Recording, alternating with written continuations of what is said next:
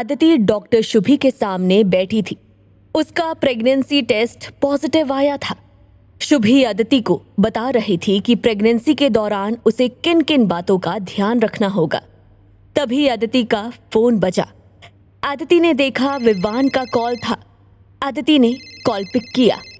उसकी आंखों में अभी भी आंसू थे और रोने की वजह से उसकी आवाज थोड़ी भारी हो गई थी।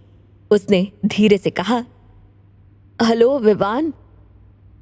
विवान उसकी ऐसी आवाज सुनकर टेंशन में बोला, Aditi, what happened? Are you alright? तुम रो क्यों रही हो? आदिति ने अपने आंसू पोंछते हुए कहा, हाँ मैं ठीक हूं।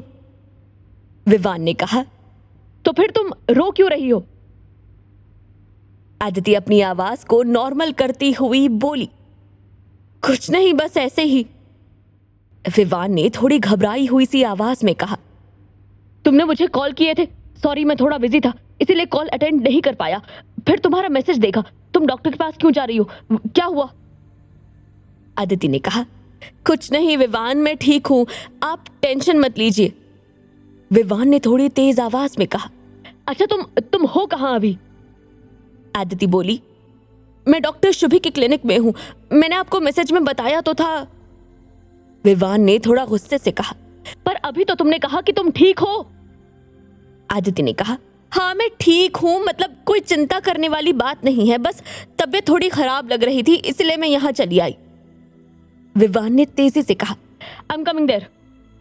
आदिति बोली, नहीं विवान, इसकी कोई जरूरत नहीं है, वो तो मैं।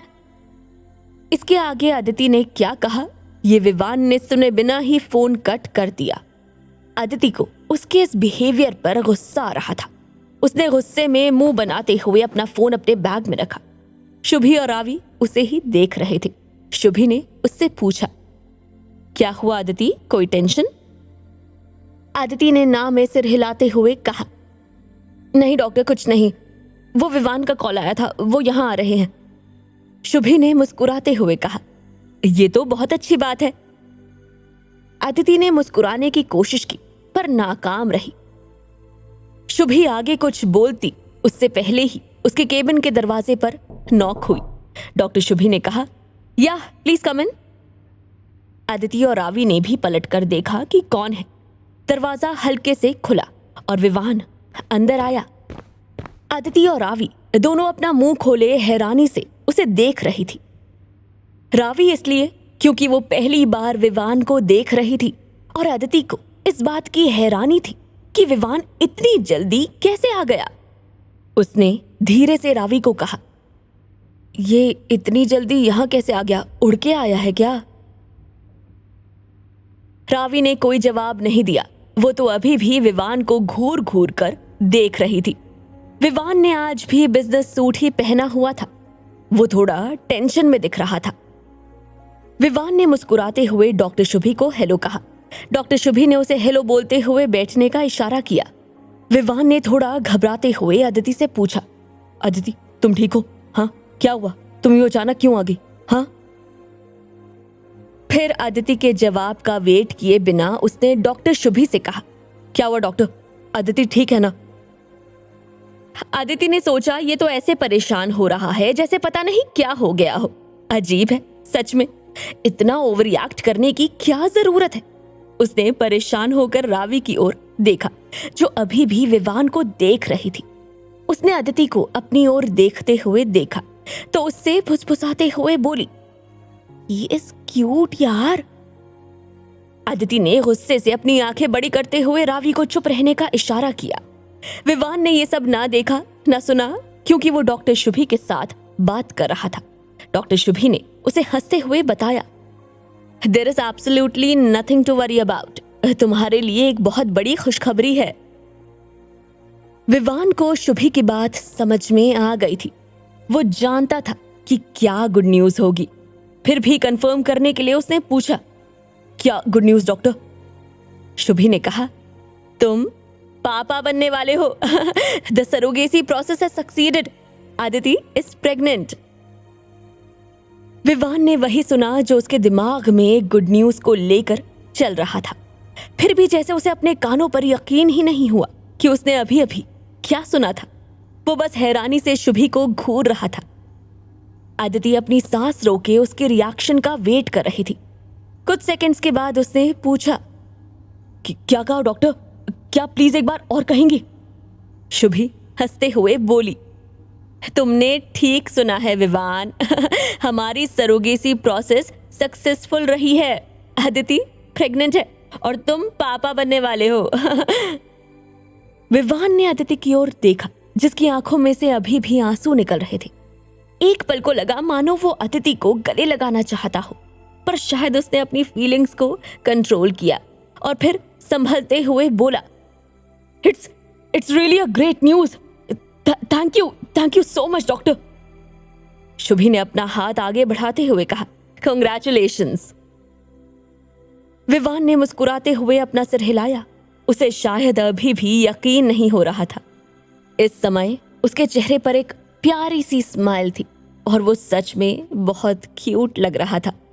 शुभी ने अदिति और विवान को समझाते हुए कहा, listen guys, as you know ये प्रेगनेंसी नेचुरल नहीं है, इसलिए स्टार्टिंग के 2-3 महीने बहुत क्रिटिकल होते हैं। इसमें बहुत ज्यादा ध्यान देने की जरूरत होगी। अदिति ने थोड़ा डरते हुए पूछा, डॉक्टर मैं कॉलेज तो जा सकती हूँ ना? I mean, मेरी पढ़ाई तो डिस्टर्ब नहीं होगी?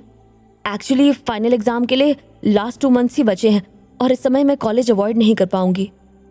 शुभी ने मुस्कुराते हुए कहा, हाँ पढ़ाई में कोई दिक्कत नहीं है, बस ज्यादा स्ट्रेस मत लेना और पढ़ाई के साथ साथ तुम्हें अपने आराम पर भी ध्यान देना होगा। स्ट्रेस एंड एक्सर्शन, इन 2 चीजों से तुम्हें दूर रहना है और अपने खाने पीने का भी प्रॉपर ध्यान रखना होगा। अदिति ने हाँ में सिर हिलाया। वो सोच रही थी कि कहीं प्रेग्नेंट होने के लिए उसने गलत वक्त तो नहीं चूज कर लिया। ये समय उसकी स्टडी के लिए भी बहुत क्रिटिकल है। वो कैसे ये सब मैनेज करेगी? खैर, अब कुछ किया भी नहीं जा सकता था, उसे ये सब हैंडल करना ही होगा। विवान भी शुभी की सारी बातों को बहुत ध्यान से सुन रहा था। शुभी ने अपनी बात खत्म करते हुए कहा, अदिति घबराने की जरूरत नहीं है, एवरीथिंग इज नॉर्मल। बस तुम्हें अपनी थोड़ी एक्स्ट्रा केयर करनी है। अपने सोने, उठने, बैठने, खाने पीने का प्रॉपर ध्यान रखना है, ठीक है? अदिति ने हाँ में सिर हिलाते हुए कहा, जी डॉक्टर। शुभी ने विवान से कहा, और विवान तुम्हें भी अब अदिति का पूरा ध्यान रखना होगा। टाइम पर सारे चेकअप करवाने होंगे ताकि कोई प्रॉब्लम ना हो। विवान ने धीरे से कहा, don't worry doctor, I will take care of that. Shubhi बोली, okay then we will meet after 1 month for routine checkup. उसके पहले अगर कोई प्रॉब्लम हो तो मुझे कभी भी कॉल कर सकती हो या यहाँ आ जाना, ओके? अदिति और विवान खड़े हो गए। दोनों ने डॉक्टर शुभी को थैंक्स कहा और केबिन से बाहर आ गए। रावी भी उनके पीछे पीछे चल रही थी। अचानक अदिति चलते चलते रुक गई।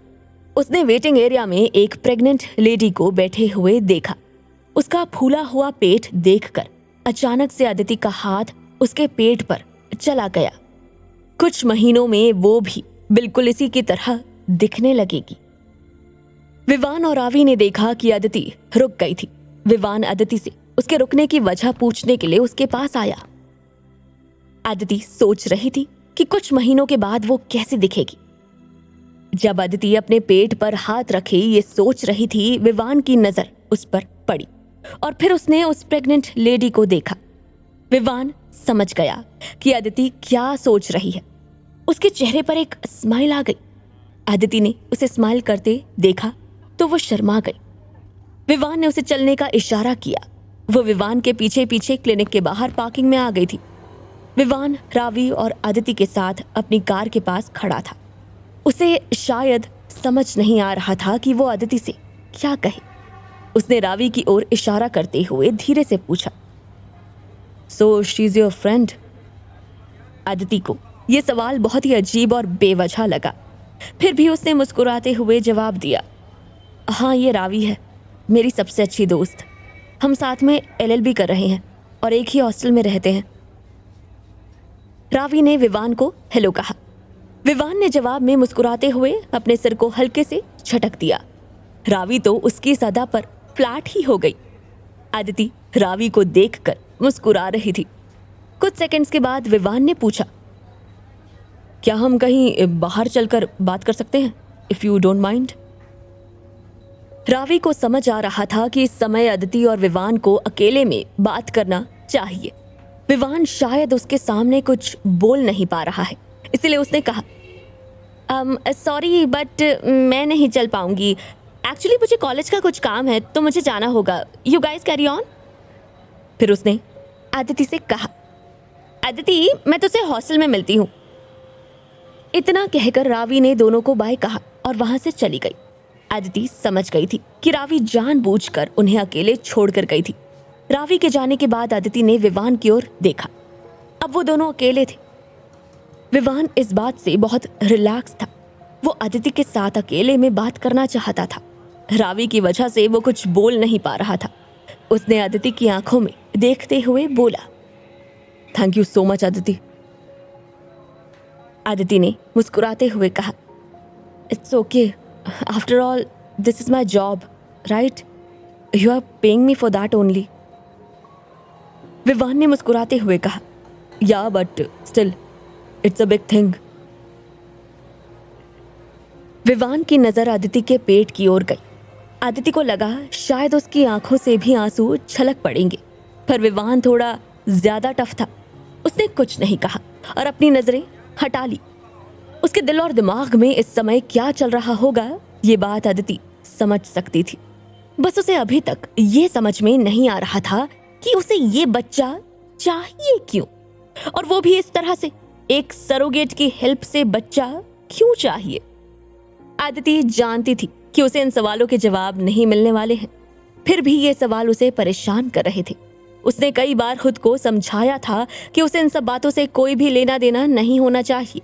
उसका काम है बेबी को 9 मंथ्स तक अपने अंदर संभालना और फिर डिलीवरी के बाद उसे विवान को सौंप देना, बस।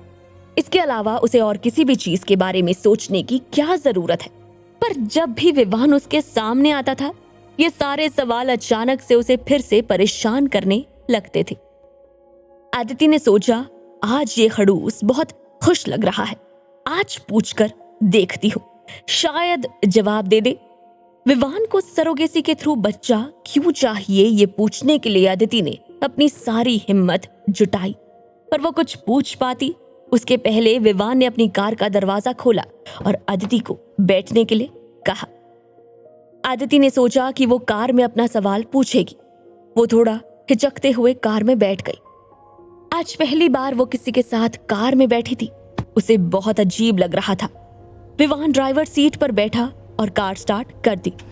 कार अब मेन रोड पर चल रही थी। आदिति और विवान चुप बैठे थे। आदिति विंडो के बाहर देख रही थी और विवान से बात करने के बारे में सोच रही थी। विवान कार चलाते हुए बहुत सीरियस लग रहा था। अचानक उसने एक पल को आदिति को देखा और फिर रोड की ओर देखकर कार चलाने लगा। ऐसा लग रहा था जैसे वो कुछ बोलना चाहता हो पर बोल नहीं पा रहा हो। आदिति ने धीरे से कहा, आप कुछ बोलना चाहते हैं? विवान ने हाँ में सिर हिलाया। फिर एक गहरी सांस लेकर उसने पूछा, how are you feeling? I mean, how does it exactly feel when a baby grows inside you? Aditi ने थोड़ा डरते हुए कहा, डोंट नो, एक्चुअली अभी मुझे कुछ भी फील नहीं हो रहा है। इट्स लाइक नॉर्मल ओनली, शायद कुछ मंथ्स के बाद कुछ फील हो। आदिति ये जवाब देते समय बहुत स्टूपिड सा फील कर रही थी, पर वो सच बोल रही थी। उसे सच में कुछ भी फील नहीं हो रहा था। विवान के चेहरे से लग रहा था जैसे उसे आदिति से इस जवाब की उम्मीद नहीं थी, पर उसे खुश करने के लिए मैं झूठ तो नहीं बोल सकती ना। आदिति ने ये सोचते हुए कहा, आप कैसा फील कर रहे हैं? I mean, after all it's your baby, you are going to take care of him.